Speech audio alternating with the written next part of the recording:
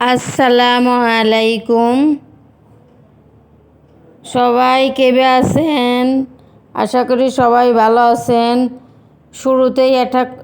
শুরুতেই একখান কথা কয়া নেই। শহরের ভাষা আমার বলবে ইচ্ছা করে না।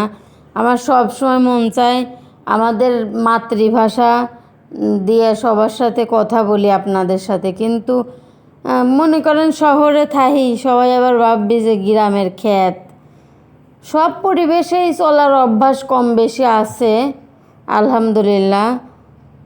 তো আজকে ভাবতেছি যে সব পাবনার বাসায় কথা কব, কোনো গ্রামে বা শহরের বাসায় কথাও বিনে। তো এই যে সব কিছু দেখতে পাচ্ছেন, এগুলা আমার শাশুড়ি মা গ্রাম থেকে আমার দেওরাইছে, ওর কাছে পাঠাইছে, যা পারছে।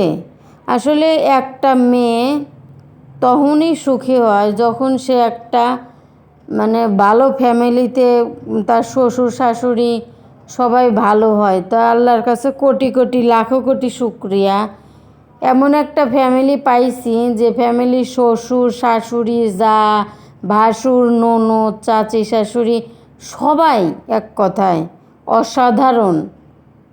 আমার যে এত ভালোবাসে তা কি বলবো ভাই বোনেরা। তা আমার দেওরাইছে আমার বাসায়, তারা যা পারছে এমন কিছু নাই যে দেয় নাই। এটাই বলে যে শাশুড়ি মায়ের ভালোবাসা, এর জন্য কপাল লাগে, কপাল।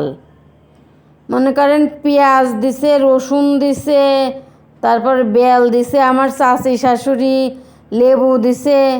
আমি শাক পছন্দ করি, কচুর শাক দিছে, এমনি 12 মিশালি শাক দিছে, আলু দিছে। আমাদের তো মনে করেন গ্রাম, আমরা পাবনার মানুষ, পাবনার মানুষের জমিতে তো যে পেঁয়াজ রসুন এগুলো তো ডায়মন্ড।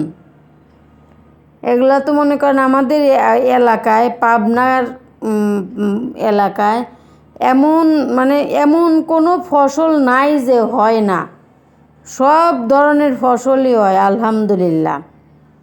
আলুর থেকে শুরু করে এই যে দেখেন শাক দিছে 12 মিশালি, ওই যে লেবু, পটল, কচুর শাক, তারপরে মিষ্টি কুমড়া, তারপরে মনে করেন যে পিঠা, তারপরে দুধ দিছে, ছাগলের দুধ দিছে আমার জালি বড়ি পোষে, সে বড়ির দুধ দিছে 1 কেজি। আর আমাদের বাড়িতে গরু আছে, সে গরুর দুধ দিছে 4 কেজি।